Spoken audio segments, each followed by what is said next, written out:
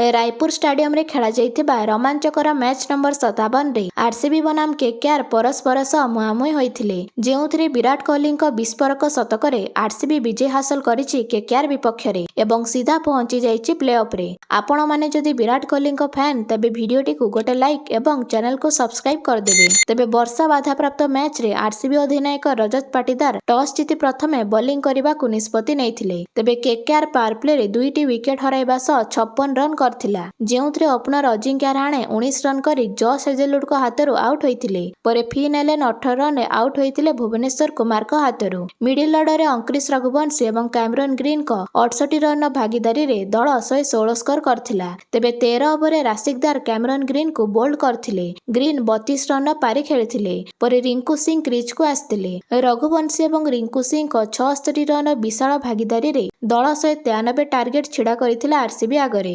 जेउथिरे Rinku Singh 49 run करथिले। अन्यपटे रघुवंशी 7टी चौका 3टी छक्का सह 71 रन धुआंधार पारी खेलिथिले। तेबे 193 टार्गेट को चेज करिबारे सफल होइथिला आरसीबी एवं शेष ओभर जीति जाइथिला मैचटी को। आरसीबी पावर प्ले रे गोटे विकेट हराइबा सह 66 स्कोर करथिला जेउथिरे ओपनर जैकब बेथेल आउट होई जाइथिले कार्तिक त्यागी हाथरू। बेथेल 15 रन करथिले। परे इंपैक्ट प्लेयर देवदूत पाडिक्कल जोग देइथिले क्रीज रे। विराट कोहली एवं पाडिक्कल चौका छक्का रे केकेआर बॉलर को धुड़ी उड़ाइथिले। दुईंको 92 रन विशाल पार्टनरशिप होइथिला। तेबे 13 over set batsman Padikkal out होइथिले कार्तिक त्यागी हाथरू। पाडिक्कल 7टी चौका सह 39 रन करथिले। एणिकी मिडिल ऑर्डर रे लगातार दुईटी विकेट हराइथिला आरसीबी। प्रथमे पाटीदार 11 रन रे सुनील नारायण को हाथरू आउट होइथिले। तापरे टीम डेविड आउट होई जाइथिले 2 रन रे। कार्तिक त्यागी तांको शेष ओभर रे बॉलिंग करबाकू आसी टीम डेविड को आउट करथिले। शेष रे विराट कोहली विस्फोरक शतक सह आरसीबी विजय लाभ कला 6 विकेट रे।